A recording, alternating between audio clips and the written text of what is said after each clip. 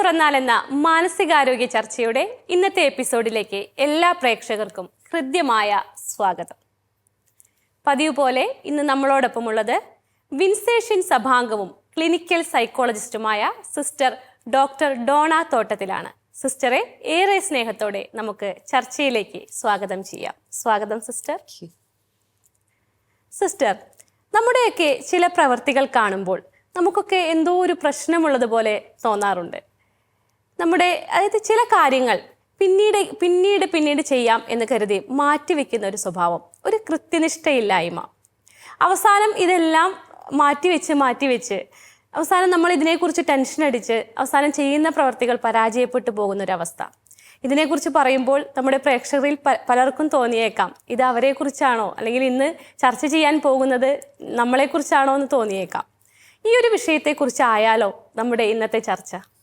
Okay, ഈ ഒരു കാര്യം കേട്ടപ്പോൾ തന്നെ എൻ്റെ മനസ്സിലേക്ക് വന്നത്, നമ്മൾ ഈ പറഞ്ഞ ഒരു കാര്യത്തെ നമ്മളൊരു ടെർമിനോളജി ഉപയോഗിച്ച് കഴിഞ്ഞാൽ പ്രോക്രാസ്റ്റിനേഷൻ എന്നാണ് അതിനെ പറയുന്നത്. അതായത് ഒരു കാര്യം ആ സമയത്ത് ചെയ്യാതെ നീട്ടി വെക്കുന്ന ഒരു കാര്യം.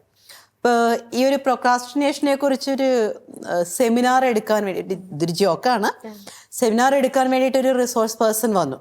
അപ്പോൾ ഇങ്ങനെ ആൾക്കാരെല്ലാം തടിച്ചുകൂടിയിരിക്കുകയാണ്, നല്ലൊരു സെമിനാർ അല്ലേ.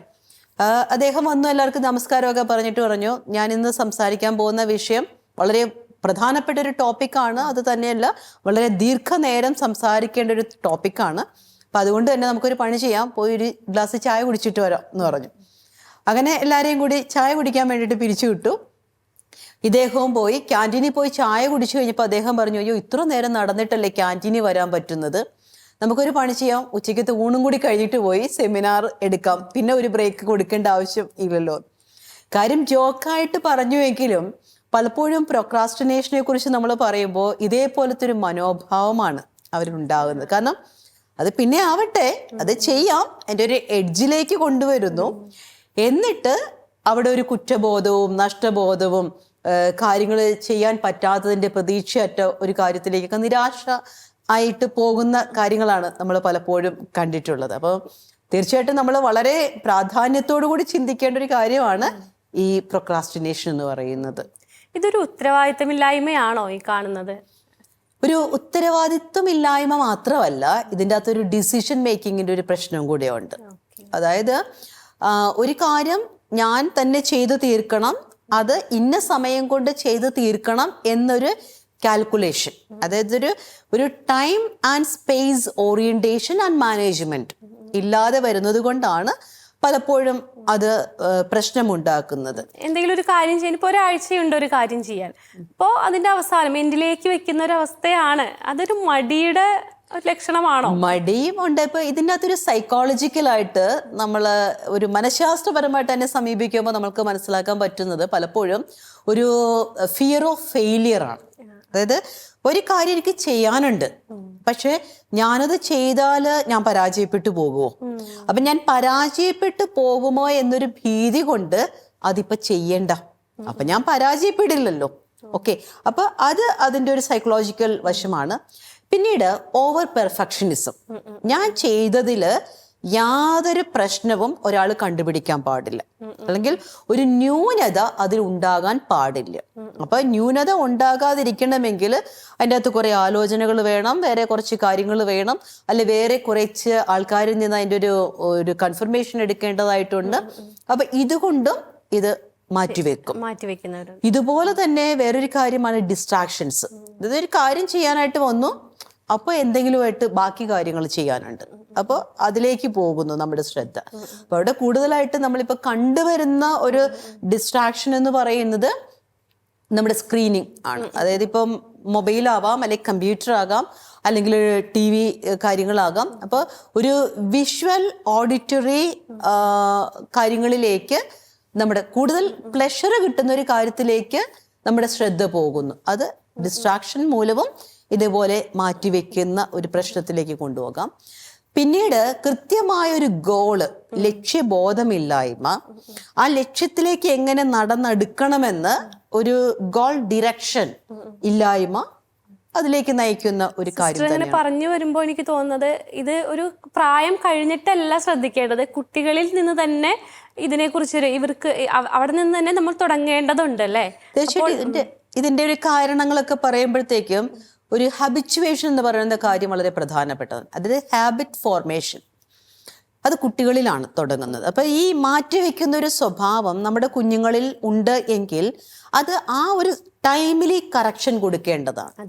ഇപ്പൊ നമ്മുടെ വീട്ടിലുള്ള ഒരു കുട്ടി, ഇവൺ ഒരു നഴ്സറി സ്കൂളിൽ പോകുന്ന ഒരു കുഞ്ഞാണെങ്കിലും, മോനെ നിന്റെ പുസ്തകം എടുത്ത് വെക്കാനുണ്ട്, നാളെ നിനക്ക് ക്ലാസ്സിൽ പോകണ്ടേ എന്ന് പറയുമ്പോൾ കൊച്ചു പറയാൻ പോകുന്നത് അത് നാളെ അല്ലേ, നാളെ എടുത്ത് വെക്കാം. ഓക്കെ, അപ്പൊ ഈ നാളെയല്ലേ എന്ന് പറഞ്ഞ് അവൻ ഒഴിവാകുന്നത് ചിലപ്പോൾ അവൻ ആ സമയത്ത് കളിക്കുമായിരിക്കാം, അല്ലെങ്കിൽ വേറെ എന്തെങ്കിലും കാര്യങ്ങളിൽ അവൻ എൻഗേജ്ഡ് ആയിരിക്കും, അല്ലെങ്കിൽ ഈ പറഞ്ഞ പോലെ ഒരു മടിയായിരിക്കാം, ഇനി ഇരുന്നിടത്തുനിന്ന് എഴുന്നേക്കണ്ടേ. പക്ഷേ അവിടെ മാതാപിതാക്കൾ ചെയ്യേണ്ട ഒരു ബിഹേവിയറിനെ മോഡിഫൈ ചെയ്യേണ്ട ഒരു കാര്യമുണ്ട്. അപ്പം ഈ ഒരു കാര്യം ഇപ്പോഴാണ് നമ്മൾ ഓർത്തത്, ഇപ്പൊ തന്നെ അത് ചെയ്യണം. അപ്പൊ അതൊരു ഹാബിറ്റിലേക്ക്, അപ്പൊ ദൈനംദിനം ചെയ്യുന്ന ഒരു കാര്യം ആ കുഞ്ഞിന്റെ ഒരു ശീലത്തിലേക്ക് പോകുന്നുണ്ട്. അപ്പൊ തീർച്ചയായിട്ടും ഈ പ്രൊക്രാസ്റ്റിനേഷന്റെ കാര്യങ്ങളൊക്കെ ആയിട്ടും പ്രശ്നങ്ങളൊക്കെ ആയിട്ടൊക്കെ വരുമ്പോൾ നമ്മൾ ശ്രദ്ധിക്കുമ്പോൾ മനസ്സിലാകുന്നത് കുട്ടികളിൽ തന്നെ, അല്ലെങ്കിൽ ആ ഒരു കുട്ടിക്കാലത്ത് തന്നെ, ചൈൽഡ്ഹുഡിൽ തന്നെ അവരിൽ ഡെവലപ്ഡ് ആയിട്ടുള്ള ഒരു ശീലമാണിത്, പിന്നീടാവട്ടെ. അപ്പോൾ തീർച്ചയായിട്ടും നമ്മൾ അതിനെ വലിയ കാര്യമായിട്ട് പരിഗണിക്കാറില്ല. അത് വെച്ച് പിന്നെ ചെയ്യാം എന്ന് പറഞ്ഞു. പക്ഷേ അത് നമ്മൾ പ്രത്യേകം ശ്രദ്ധിക്കേണ്ടത് നമ്മുടെ ജീവിതത്തിലേക്ക് നമ്മളൊന്ന് നോക്കണം. ഇങ്ങനെ മാറ്റിവെക്കുന്ന ഒരു സ്വഭാവ പ്രകൃതമുണ്ടോ? കാരണം മാറ്റിവെക്കുമ്പോൾ ഒരു കാര്യം നമ്മൾ മാറ്റിവെക്കുന്നു, അല്ല ഒരു തീരുമാനം ഇപ്പൊ എടുക്കേണ്ടത് പിന്നീട് എടുക്കാമെന്ന് പറഞ്ഞ് മാറ്റിവെക്കുമ്പോൾ അത് മാറ്റപ്പെടുന്നു എന്നത് മാത്രമല്ല, അതിലൂടെ ഉണ്ടാകുന്ന ഒരു നഷ്ടം കുറ്റബോധത്തിലേക്ക്, പ്രശ്നത്തിലേക്ക്, അല്ലെങ്കിൽ ഒരു ടെൻഷനിലേക്കൊക്കെ കൊണ്ടുപോകുന്നുണ്ട്.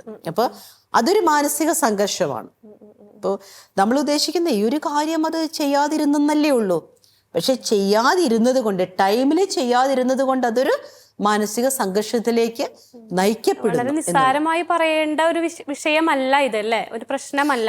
ഇതിനൊരു മാനസികമായിട്ടുള്ള ഒരു മാനസിക ആരോഗ്യവുമായിട്ടും ബന്ധപ്പെട്ട് കിടക്കുന്നുണ്ടെന്നല്ലേ? നമ്മൾ നേരത്തെ പറഞ്ഞതുപോലെ തന്നെ ഇങ്ങനെ മാറ്റിവെക്കുന്നത് മൂലം നമ്മുടെ സ്വന്തം ജീവിതത്തിലും വേറൊരാളുടെ ജീവിതത്തിലും ഒക്കെ പ്രശ്നങ്ങൾ വരാമല്ലോ. ഇപ്പം ഞാനൊരു കേസ് ഞാനിങ്ങനെ ചിന്തിച്ചു പോകുമായിരുന്നു. ഒരു മിഡിൽ ഏജ്ഡ് ആയിട്ടുള്ള ഒരു വ്യക്തി വന്നു, ബിസിനസ്സുകാരനായിരുന്നു. അപ്പോൾ വൈഫ് ആൻഡ് ഹസ്ബൻഡ് രണ്ടുപേരും കൂടി ഒന്ന് സംസാരിക്കാൻ വേണ്ടിയിട്ട് വന്നതാണ്. അപ്പം ഞാൻ ചോദിച്ചു എന്താ കാര്യം എന്ന് ചോദിച്ചു. എന്തായിരുന്നു ഇപ്പം ഏത് തരത്തിലുള്ളൊരു ഹെൽപ്പാണ് എൻ്റെ ഭാഗത്തുനിന്ന് പ്രതീക്ഷിക്കുന്നത്?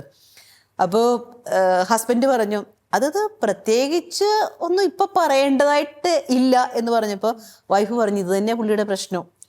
ഒരു കാര്യം ചെയ്യേണ്ട സമയത്തോ പറയേണ്ട സമയത്തോ ഇദ്ദേഹം പറയില്ല. അപ്പം ഇപ്പോഴത്തെ ഒരു സിറ്റുവേഷനിലാകെ ഡെസ്പാണ് പുള്ളി. അപ്പം ജീവിതത്തോട് തന്നെ ഒരു ആഭിമുഖ്യമില്ലാതെയും സന്തോഷമില്ലാതെയും പുറത്തേക്കൊക്കെ മറ്റുള്ളവരുമായിട്ടൊക്കെ ഒരു കാര്യങ്ങൾക്ക് എന്ന് വെച്ച് കഴിഞ്ഞാൽ ഒരു സെലിബ്രേഷനോ കാര്യങ്ങൾക്കോ ഒരു ഗെറ്റ് ടുഗദറിനോ ഒക്കെ പോകാൻ മടിയാണ്. അതുപോലെ എപ്പോഴും ഇങ്ങനെ ചിന്തിച്ചുകൊണ്ടിരിക്കുകയാണ്. ഒരു ചെറിയൊരു ഡിപ്രഷൻ പോലെ തോന്നുന്നു, ഒരു ഡെസ്പ് ഫീലിംഗ്. ഡിപ്രഷൻ എന്നല്ല, ഒരു ഡെസ്പ് ഫീലിംഗ്, സങ്കടഭാവമാണ്, ടെൻഷനും ഉണ്ട്. അപ്പോൾ കാര്യം ചോദിച്ചപ്പോഴാണ് പറഞ്ഞ നല്ല രീതിയിൽ ബിസിനസ് നടത്തിക്കൊണ്ട് പോകുന്നതാണ്. പക്ഷേ പുള്ളി എല്ലാ കാര്യങ്ങളും നീട്ടിവെച്ച് വന്നപ്പോഴത്തേക്കും അത് ബിസിനസ്സിനെ ബാധിച്ചു. അപ്പോൾ ആ ഒരു സമയത്ത് ബിസിനസ്സിനെ ആദ്യകാലങ്ങളിൽ ബാധിച്ചപ്പോഴും പുള്ളി അത് എങ്ങനെയൊക്കെയോ വൈഫ് ചേർന്ന് അത് ഒന്ന് കൈകാര്യം ചെയ്തു പോയി. പക്ഷേ കുറച്ചുകൂടി മുന്നോട്ട് പോയപ്പോഴത്തേക്ക് അവർക്ക് സാമ്പത്തികമായിട്ടും പ്രശ്നങ്ങളായി, ഈ ബിസിനസ്സിന്റെ പ്രൊഡക്ഷൻ കാര്യങ്ങളിൽ പ്രശ്നങ്ങളായി, അതുപോലെ തന്നെ മറ്റുള്ളവരുമായിട്ടുള്ള ഇടപെടലുകളിൽ പ്രശ്നങ്ങളായി. അങ്ങനെ ബിസിനസ് ഫ്ലോപ്പായി. അപ്പോൾ ഫിനാൻഷ്യലി ഇവർ തകർന്നു നിൽക്കുന്ന ഒരു രീതിയാണ്. അപ്പോൾ ഇതിൻ്റെ ഒരു ആദ്യ കാലഘട്ടങ്ങളിൽ തന്നെ നോക്കുമ്പോഴും ഇയാളൊരു ആങ്ഷ്യസ് പേഴ്സൺ ആയിരുന്നു. അതായത് എല്ലാ കാര്യത്തിനും ഒരു ഉത്കണ്ഠയുണ്ട്. ഒരു കാര്യം ചെയ്യാൻ പറയും, ഇപ്പോൾ ഒരു പരീക്ഷാ പേപ്പറിൽ ഒരു 50-ൽ 49 കിട്ടി എന്ന് പറഞ്ഞാലും ആ പരീക്ഷാ പേപ്പർ മേടിക്കാൻ പോകുമ്പോൾ വിറച്ചുകൊണ്ടേ പോവുള്ളൂ. അപ്പം ആ ഒരു ടൈപ്പായിരുന്നു. പിന്നെയും വൈഫാണ് കുറച്ചും കൂടിയൊക്കെ പുള്ളിനെ ഒന്ന് പ്രസ് ചെയ്ത് പുഷ് ആൻഡ് പുള്ളൊക്കെ ചെയ്ത് ഈ ഒരു രീതിയിലേക്ക് കൊണ്ടുവന്നത്. പക്ഷേ ഈ കാര്യങ്ങളെല്ലാം ഇങ്ങനെ നീട്ടി വെച്ച് ആകെ പ്രശ്നമായി പോയതാണ്. ഇപ്പോൾ പുള്ളിയോട് സംസാരിച്ചു വരുമ്പോൾ ആസ് എ പേഴ്സൺ എന്നുള്ള രീതിയിൽ നമ്മൾ നോക്കുമ്പോൾ പേഴ്സണാലിറ്റി ട്രെയ്റ്റുകൾ നമുക്ക് ഓരോരുത്തർക്കും വ്യക്തിത്വത്തിൽ അടങ്ങിയിരിക്കുന്ന ചില ഘടകങ്ങളുണ്ട്. അപ്പൊ അത് പല രീതിയിലുള്ള ഘടകങ്ങളാകാം. അപ്പൊ പുള്ളിയുടെ ആ ജീവിതത്തിലെ അല്ലെങ്കിൽ ഒരു പേഴ്സണാലിറ്റി ട്രേറ്റ് എന്ന് പറയുന്നത് ആങ്ഷ്യസ് അവോയ്ഡന്റ് ആണ്. അതായത് ഒരു പ്രശ്നം വരും അല്ലെങ്കിൽ ഒരു ഉത്കണ്ഠ വരും എന്ന ഒരു രീതി ഉള്ളപ്പോൾ അല്ലെങ്കിൽ ഒരു ഉത്കണ്ഠ ഉണ്ടാകുമ്പോൾ അതിനെ അവോയ്ഡ് ചെയ്ത് മാറി നിൽക്കുന്നു. അപ്പൊ നമ്മൾ നോക്കണം, ഈ പ്രൊക്രാസ്റ്റിനേഷനിലേക്ക് അദ്ദേഹത്തെ നയിച്ച സംഭവം എന്താണ്? അയാൾക്ക് ഉത്കണ്ഠ വരുന്ന കാര്യങ്ങളെല്ലാം അയാൾ നീട്ടിവെക്കും, അതിലേക്ക് എടുത്തു ചാടുന്നില്ല. അപ്പൊ അവിടെ ഒരു സ്ട്രെസ്സിനെ അല്ലെങ്കിൽ ഒരു സ്ട്രെസ്സറിനെ വേണ്ട രീതിയിൽ ഉൾക്കൊള്ളാനും ഓവർകം ചെയ്യാനും സാധിക്കാതെ വരുന്നു. അപ്പോൾ കുഞ്ഞുനാളിലെ തൊട്ട് ചോദിച്ചപ്പോഴും അദ്ദേഹം പറഞ്ഞത് അങ്ങനെയാണ്, ഞാൻ നീട്ടിവെക്കുന്ന ഒരു പ്രകൃതക്കാരനായിരുന്നു. പിന്നെ എനിക്ക് ചില സമയങ്ങളിൽ തോന്നും, ഞാൻ ഒരു കാര്യം ചെയ്യാൻ പറഞ്ഞ സമയത്ത് ചെയ്താലും എനിക്ക് പ്രത്യേകിച്ചൊന്നും ഉപകാരമില്ല. അവിടെയാണ് നമ്മൾ പ്രത്യേകം ശ്രദ്ധിക്കേണ്ടത് റിവാർഡ് സിസ്റ്റം. നമ്മൾ ഈ കുട്ടികളുടെ ബിഹേവിയർ മോഡിഫിക്കേഷനിൽ ഞാൻ സാധാരണ പറയാറുണ്ട്, ഒരു കുഞ്ഞിനോട് നമ്മളൊരു കാര്യം ചെയ്യാൻ പറഞ്ഞു കഴിഞ്ഞാൽ ആ കാര്യം കുഞ്ഞ് ചെയ്തു കഴിഞ്ഞാൽ അതിന് വേണ്ട ഫീഡ്ബാക്ക് നമ്മൾ കൊടുക്കണം. ഈ ഫീഡ്ബാക്ക് എന്ന് പറയുമ്പോൾ അത് ശരിയായില്ല എന്നുള്ളത് മാത്രമല്ല, അത് ശരിയായി, നന്നായി, നീ നന്നായിട്ട് ചെയ്തു. അപ്പൊ അതിനനുസരിച്ചുള്ള ഒരു പ്രതിഫലം മെറ്റീരിയലായിട്ടും നമുക്ക് കൊടുക്കാം, അല്ലാതെ വെർബലായിട്ടും നമുക്ക് കൊടുക്കാം. അപ്പൊ ആ ഒരു കുട്ടിയെ അംഗീകരിക്കുന്നതിൻ്റെ ഒരു വസ്തുതയാണത്. ഈ പുവർ റിവാർഡിംഗ് സിസ്റ്റം പ്രൊക്രാസ്റ്റിനേഷനിലേക്ക് നയിക്കുന്നു എന്ന് തിയറികൾ പറഞ്ഞു വെക്കുന്നുണ്ട്. അതായത് നമുക്ക് കിട്ടേണ്ട ഒരു കാര്യം നമ്മൾ ചെയ്താൽ അത് അംഗീകരിക്കപ്പെടുന്നില്ലെങ്കിൽ ആ കാര്യം ചെയ്യാനായിട്ട് അയാളിൽ ഉണ്ടാവുന്ന പ്രവണതയുടെ ആ ഊർജം കുറയുന്നു. അപ്പൊ അത് നമ്മൾ പ്രത്യേകിച്ച് കുട്ടികളിലാണത് ഇത് പറഞ്ഞപ്പോഴാണ്, കുട്ടികളിലാണ് നമ്മളിത് ശ്രദ്ധിക്കേണ്ടതെന്ന് പറഞ്ഞു. അല്ലെങ്കിൽ കുട്ടികൾ ഇപ്പൊ എക്സാം ടൈം കൃത്യമായ ഒരു ടൈം ടേബിൾ ഇല്ലാതെ പോകുന്ന ഒരവസ്ഥ, അത് അവരുടെ എക്സാമിനെ ബാധിക്കാം. ഇപ്പൊ അസൈൻമെന്റ് ഒക്കെ കൃത്യമായിട്ട് വെക്കാത്ത കുട്ടികൾ, കൃത്യനിഷ്ഠയില്ലായ്മ, അതിനെ മറികടക്കാൻ കുട്ടികൾക്ക് കൊടുക്കാൻ പറ്റുന്ന എന്തെങ്കിലും റെമഡീസ് കാര്യങ്ങളും പറയാമോ? നമുക്ക് ടൈം മാനേജ്മെന്റ് ആണ് ഞാൻ അതിൻ്റെ അകത്ത് കൂടുതലും പറയാനുള്ളത്. ടൈം മാനേജ്മെന്റിൽ തന്നെ ഡെയിലി ആക്ടിവിറ്റി സ്കെഡ്യൂളിംഗ് എന്ന് പറയുന്ന ഒരു കാര്യമാണ്. അതായത് നമ്മളിപ്പോൾ നീ രാവിലെ 5 മണിക്ക് എഴുന്നേൽക്കണം, 5 മണി കഴിഞ്ഞു പോയി കഴിഞ്ഞാൽ വലിയ പ്രശ്നമാണ്, ആ ഒരു രീതിയിലല്ല. ഓക്കെ, ഈ 6 മണിക്ക് മുൻപ് നീ എഴുന്നേറ്റ് പ്രഭാത കൃത്യങ്ങൾ ചെയ്തിരിക്കണം. ഓക്കെ, അപ്പൊ പ്രഭാത കൃത്യങ്ങൾ ഏതൊക്കെയാണെന്നും ഈ കുഞ്ഞിനോട് നമ്മൾ പറഞ്ഞു വെച്ചിരിക്കണം. അപ്പൊ ആ ഒരു കാര്യം ആ ഒരു സമയത്ത് ചെയ്യുന്നുണ്ടെങ്കിൽ അവനോട് രാവിലെ തന്നെ ഓക്കെ, വെരി ഗുഡ്, നീ അത് ചെയ്തു. അപ്പൊ കുട്ടികൾ എപ്പോഴും പ്രവൃത്തികൾ ചെയ്യുമ്പോൾ ഈ പ്രവൃത്തികൾക്ക് ആനുപാതികമായിട്ടുള്ള ഒരു പ്രതിപ്രവർത്തനമോ പ്രതിഫലമോ ആവശ്യപ്പെടുന്നുണ്ട്. അത് നമ്മൾ കൊടുത്തിരിക്കണം. കാരണം കുട്ടിക്ക് അല്ലാതെ അറിയില്ല. ഇപ്പൊ കുട്ടിക്ക് രാവിലെ സ്കൂളിൽ പോയാലും ശരി, പോയില്ലേലും ശരി, അവന് വലിയ പ്രശ്നമൊന്നുമില്ല. അപ്പൊ പക്ഷെ ഈ കുട്ടിയെ സ്കൂളിൽ രാവിലെ വിടുക, പഠിക്കാനായിട്ട് അവനൊരു സാഹചര്യം ഉണ്ടാക്കി കൊടുക്കുക എന്നുള്ളത് രക്ഷകർത്താക്കളുടെ അല്ലെങ്കിൽ വീട്ടുകാരുടെ ഒരു ചുമതലയാണ്, അല്ലെങ്കിൽ ടീച്ചേഴ്സിന്റെ ഒക്കെ ഒരു ഉത്തരവാദിത്തത്തിൽപ്പെട്ടതാണ്. അപ്പം നമുക്ക് അവരുടെ ടൈം മാനേജ്മെന്റ് ഈ ഒരു രീതിയിൽ നമുക്ക് കണക്ക് കൂട്ടാനായിട്ട് സാധിക്കും. അല്ലെങ്കിൽ ഇന്ന കാര്യങ്ങൾ നീ ചെയ്യാനുണ്ട്. അപ്പൊ നമ്മൾ പറയും ഒരു ടു ഡു ലിസ്റ്റ് കുഞ്ഞുങ്ങൾക്ക് ഉണ്ടാവണം. അല്ലെങ്കിൽ ഇന്ന് അവന് നല്ല മൂഡാണ്, അവന് ഒത്തിരി കാര്യങ്ങളൊക്കെ ചെയ്തു, പിറ്റേ ദിവസം അവന് മൂഡില്ലാത്തതുകൊണ്ട് ഒന്നും ചെയ്തില്ല, അങ്ങനെ നമ്മൾ അങ്ങനെ ഒരു ഫീഡ്ബാക്ക് കുഞ്ഞുങ്ങൾക്ക് കൊടുക്കരുത്. പിന്നെ അതുപോലെ തന്നെ നമ്മൾ ചെയ്യേണ്ട ഒരു കാര്യമാണ്, അവരുടെ ഒരു ടോക്കൺ ഇക്കോണമി എന്ന് പറയുന്ന ഒരു സിസ്റ്റം ഉണ്ട്. ബിഹേവിയർ മോഡിഫിക്കേഷൻ നമ്മൾ ചെയ്യുന്നൊരു കാര്യമാണ്. കുട്ടികൾ അത് ചെയ്യുന്നുണ്ടെങ്കിൽ അവർക്കൊരു സ്റ്റാർ കൊടുക്കുന്നു, അല്ലെങ്കിൽ അവരൊരു ടിക്ക് കൊടുക്കുന്നു. അങ്ങനെ ഒരു ടിക്ക് അല്ലെങ്കിൽ ഒരു സ്റ്റാർ 5 ആയതിനു ശേഷം ആ 5 അവർക്കൊരു റിവാർഡ് ഉണ്ട്. പിന്നെ ഇതിൻ്റെ അകത്തും ഒരു ന്യൂനത ഉണ്ട് എന്ന് സ്റ്റഡീസ് കാണിക്കുന്നുണ്ട്. എപ്പോഴും എന്തെങ്കിലും എനിക്ക് ലഭിച്ചെങ്കിൽ മാത്രമേ ഞാൻ ചെയ്യുകയുള്ളൂ എന്നൊരു സിസ്റ്റത്തിലേക്കും അത് പലപ്പോഴും പറഞ്ഞു കേട്ടിട്ടുണ്ട്, എനിക്ക് എന്ത് തരും അല്ലെങ്കിൽ എന്തെങ്കിലും ചെയ്തു ചോദ്യം ചോദിക്കും. പിന്നെ നമ്മൾ എപ്പോഴും കുട്ടികൾക്ക് ടാസ്കുകൾ കൊടുക്കുമ്പോഴത്തേക്കും അതിനെ ചെറിയ ടാസ്കുകളാക്കി സിംപ്ലിഫൈ ചെയ്ത് കൊടുക്കാനായിട്ട് നമ്മൾ ശ്രമിക്കണം. അതായത് ഇന്ന് നിനക്ക് പരീക്ഷയുണ്ട് കേട്ടോ, ഞാൻ നിന്റെ പുസ്തകത്തിൽ, നിന്റെ മാത്സിന്റെ പുസ്തകത്തിലെ എല്ലാ ലെസൺസും ഇങ്ങ് നോക്കട്ടെ, ഞാൻ ടെസ്റ്റ് ഇടും എന്ന് പറയുമ്പോൾ കുഞ്ഞിനെ സംബന്ധിച്ചിടത്തോളം ഒരു ആങ്സൈറ്റിയാണ്. അപ്പോൾ ഇന്ന് ടെസ്റ്റ് ഉണ്ട്, ആ ടെസ്റ്റ് പേപ്പറിൽ നീ ഇന്ന ചാപ്റ്ററിൽ ഈ ഒരു കാര്യങ്ങൾ പഠിക്കണം. അപ്പം ടാസ്കുകളെ സിംപ്ലിഫൈ ചെയ്ത് അവർക്ക് ചെയ്യാൻ പറ്റുന്ന രീതിയിൽ കൊടുക്കുക. അപ്പൊ ഈ കംപ്ലീഷൻ കുട്ടികൾക്ക് കൊടുക്കുന്ന ഒരു അക്സെപ്റ്റൻസ് ഉണ്ട്. പിന്നെ അത് അവന്റെ ഒരു ഉത്തരവാദിത്തമാണ്, അവൻ ചെയ്യേണ്ടതാണെന്ന് അവന് സ്വയം തോന്നുന്ന രീതിയിലാക്കണം അല്ലെ. ഗുഡ്നസ് TV പ്രേക്ഷകർക്ക് ഒരു സന്തോഷ വാർത്ത. ഗുഡ്നസ് ടെലിവിഷൻ ഇനി മുതൽ സാറ്റലൈറ്റിൽ മാത്രമല്ല OTT പ്ലാറ്റ്ഫോമിലും ലഭ്യമാണ്. ഇനി മുതൽ OTT പ്ലാറ്റ്ഫോമായ ഗൂഗിൾ TVയിൽ ഗുഡ്നസ് ടെലിവിഷൻ ലഭ്യമാകുന്നു.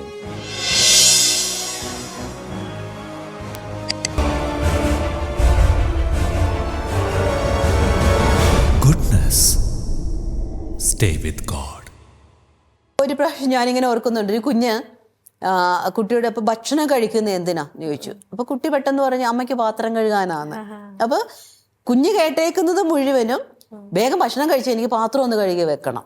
അപ്പോൾ കുട്ടിയെ സംബന്ധിച്ചിടത്തോളം ഈ ഭക്ഷണം കഴിക്കുന്നത് എൻ്റെ ഊർജത്തിന് വേണ്ടിയിട്ടാണെന്നോ അല്ലെങ്കിൽ എനിക്ക് ബാക്കി കാര്യങ്ങൾ പഠിക്കാനും കളിക്കാനും മറ്റു കാര്യങ്ങൾക്കും എനിക്ക് ഊർജം വേണം അതിനാണെന്ന് മനസ്സിലാകുന്നില്ല. അപ്പം കുട്ടികളാണ്. അപ്പം കുട്ടികൾക്ക് ഈ വേഗമായിട്ടുള്ള ചില ചിന്താഗതികളായിരിക്കും ഉണ്ടാകുന്നത്. അവർക്ക് സ്പഷ്ടമായിട്ടുള്ള അല്ലെങ്കിൽ കൃത്യമായിട്ടുള്ള ഒരു ചിന്ത ഉണ്ടാവണമെന്നില്ല. അപ്പൊ അവിടെ നമ്മളിത് കൃത്യമാക്കി കൊടുക്കണം.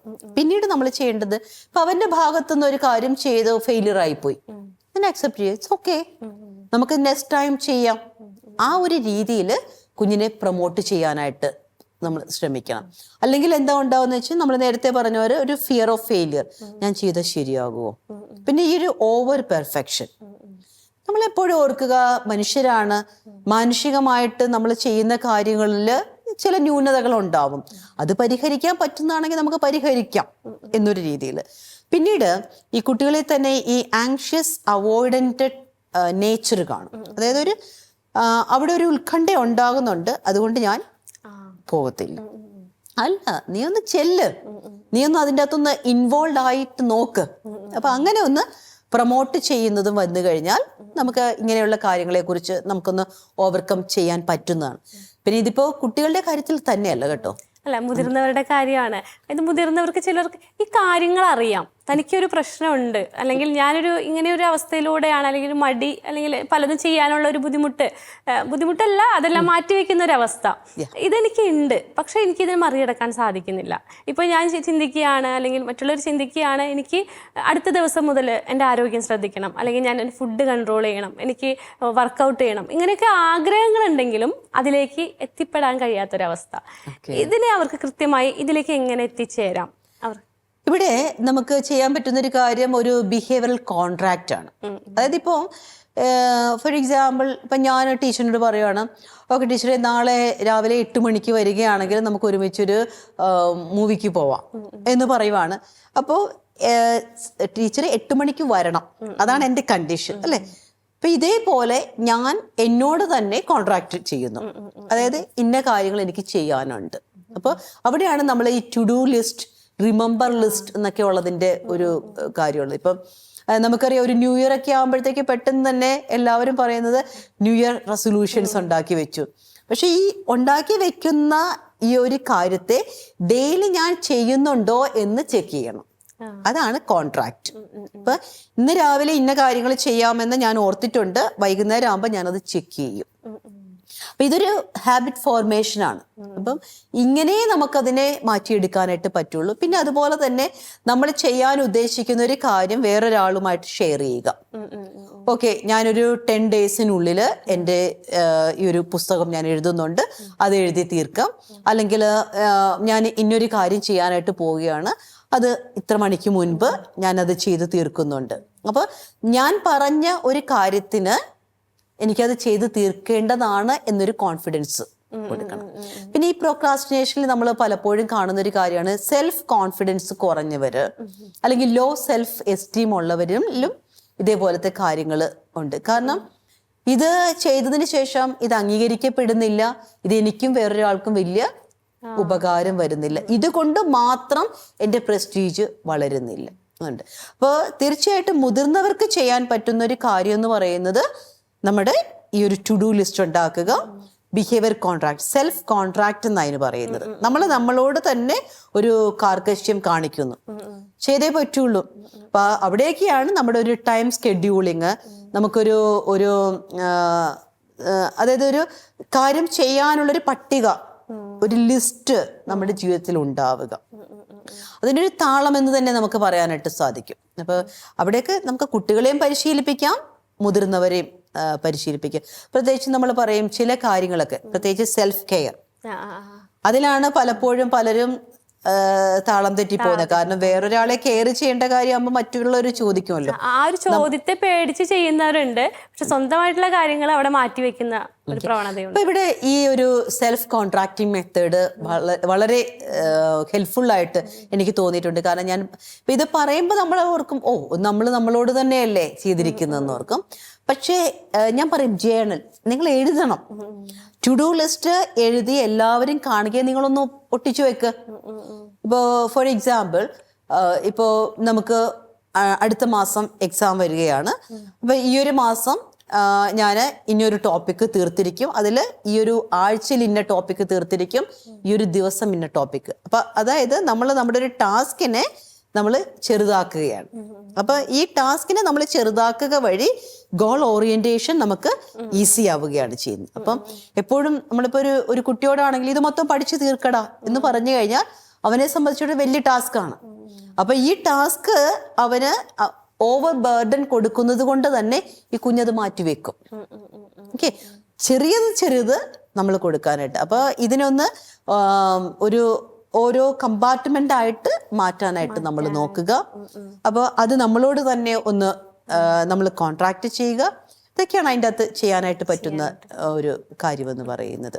സിസ്റ്റർ, ഈ ഒരു അവസ്ഥ ഇങ്ങനെ ഒരു ഉപകാരമായിട്ട് മാറുന്നുണ്ടോ? പലപ്പോഴും ഉപദ്രവമായിട്ടാണ് മാറാറ്. അത് ഉപകാരമായിട്ട് മാറുന്ന ഏതെങ്കിലും സാഹചര്യം ഉണ്ടോ? നമ്മൾ ചില മെത്തേഡ്സ്, ചില ചികിത്സാ വിധികൾ ചില കാര്യങ്ങൾക്ക് കൊടുക്കുമ്പോഴത്തേക്ക്, പ്രത്യേകിച്ച് നമ്മൾ പറയും ഒരു ബിഹേവിയർ പ്രോബ്ലംസ് ഒക്കെ ഉള്ളവരിൽ നമ്മൾ ഈ ഒരു പ്രൊക്രാസ്റ്റിനേഷൻ, അതായത് ഒരു ഡിലേഡ് റെസ്പോൺസ് എന്ന് പറയുന്നൊരു കാര്യം കൊടുക്കാറുണ്ട്. പ്രത്യേകിച്ച് ചില കുട്ടികളൊക്കെ ഉണ്ട്, അവരെ സംബന്ധിച്ചിടത്തോളം ഇപ്പം പഠിക്കാനുണ്ട്, പഠിക്കാനുണ്ട്, ടി വി കാണാനുണ്ട്, പുറത്തു പോകാനുണ്ട്, പുറത്തു പോയി കളിക്കാനുണ്ട്. അപ്പൊ ഇവിടെ ആദ്യം തന്നെ കുട്ടിയുടെ മനസ്സിലേക്ക് പെട്ടെന്ന് വരുന്ന എന്താ, ടി വി കാണാം എന്നുള്ളതാണ്. അപ്പോൾ അവിടെ നമ്മൾ പറഞ്ഞു കൊടുക്കുന്ന മെത്തേഡ് ഒരു കാര്യത്തെ പ്രയോറിറ്റൈസ് ചെയ്യുക. അപ്പോൾ ചില കാര്യത്തെ നമ്മൾ പ്രൊക്രാസ്റ്റിനേറ്റ് ചെയ്യുക. അതായത് പ്രയോറിറ്റൈസ് ചെയ്യുമ്പോഴത്തേക്ക് ഇതിലേതായിരിക്കും നിനക്ക് കുറച്ചുകൂടി ബുദ്ധിമുട്ടായിട്ടുള്ള ഒരു കാര്യം, എന്താണ്, പഠിക്കുക, അതിനെ പ്രയോറിറ്റൈസ് ചെയ്യുക. അപ്പോൾ അതിനെ നിനക്ക് ഏത് കാര്യത്തിലാണ് നിനക്കത് പിന്നീടാവട്ടെ എന്ന് പറഞ്ഞ് വെക്കാൻ പറ്റുന്നത്, ഓക്കെ അത് വേണമെങ്കിൽ ടി വി കാണുന്നതായിരിക്കും. കാരണം വെട്ടമുള്ളപ്പോൾ വേണ്ടേ പുറത്തു പോയി കളിക്കാനായിട്ട്. അപ്പോൾ ഓക്കെ, അപ്പം ഞാൻ കുറച്ച് സമയം പഠിച്ചു, കളിച്ചു, തിരിച്ചു വന്ന് പഠിച്ചു, പിന്നീട് ടി വി കാണുന്നത് എൻ്റെ വീട്ടിൽ എപ്പോഴും ഉള്ള കാര്യമല്ലേ, പിന്നെയാണെങ്കിലും ചെയ്യാം.